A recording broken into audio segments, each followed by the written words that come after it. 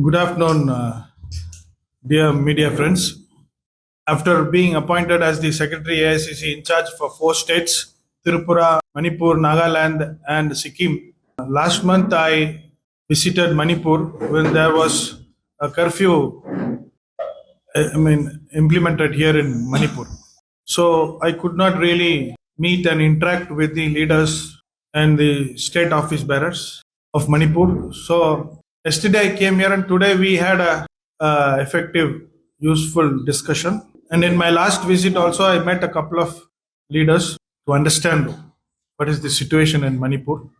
And from various other sources, what I can say is All India Congress Committee is very much concerned about the situation in Manipur. Rather than getting into the day to day affairs and what has happened in the last couple of months, I would like to seriously focus on two, three key issues which are a big question mark with regard to the future generations of Manipur. First one is the state of economy. I think it is in a complete standstill because of the violence which started last year in 2023.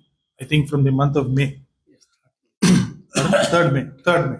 In a state where violence is there, so much of uncertainty is there. Obviously, economic growth, economic activity, everything is being ruptured, and the state of youth, the future of youth is a big question mark. And secondly, agriculture, which has been the major main source of employment, that is also now very much into a deep crisis. In this kind of a circumstances, what are we going to do for the youngsters who get educated? And obviously, in 2020, 21, 22, we had the epidemic, that is, what do you call, COVID. And immediately after COVID, Manipur is hit by another big man made fiasco.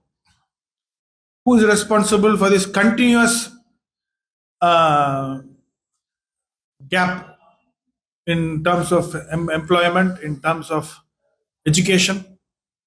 Students have got a long learning gap. There are so many students who have gone here and there.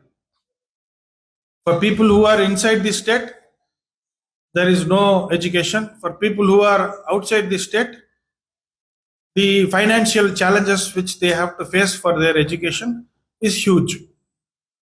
And I don't think the present government seriously gives a thought about all these issues. And what is the state of health in this state? It's very saddening, particularly with regard to women who are locked in the hills, who are locked in various other parts of the plains because of the non-mobility. There are many cases where pregnant women are going through a lot of issues.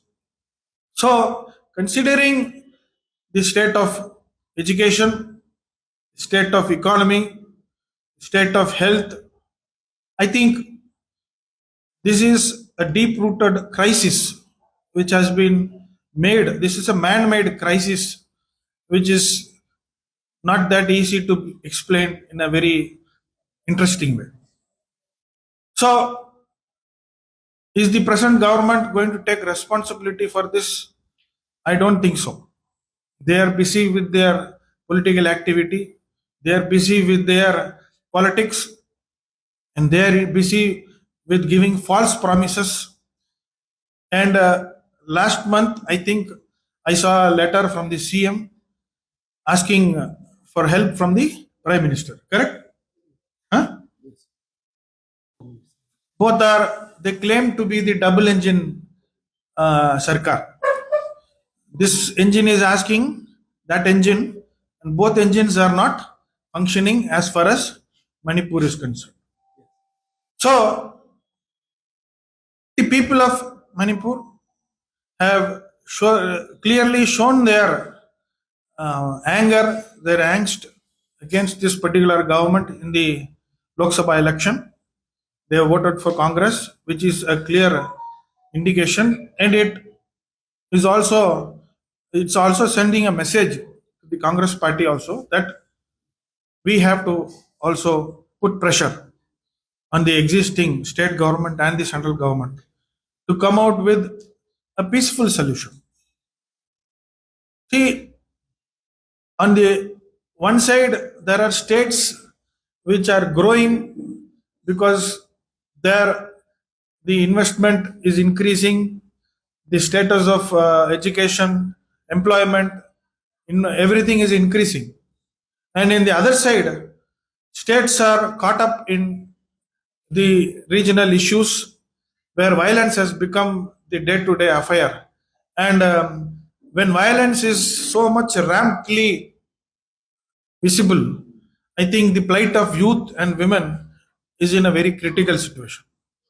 So, keeping this macro picture in mind, I think we Congress party would surely urge and put pressure on the state government and the central government through various means as an opposition party in the parliament.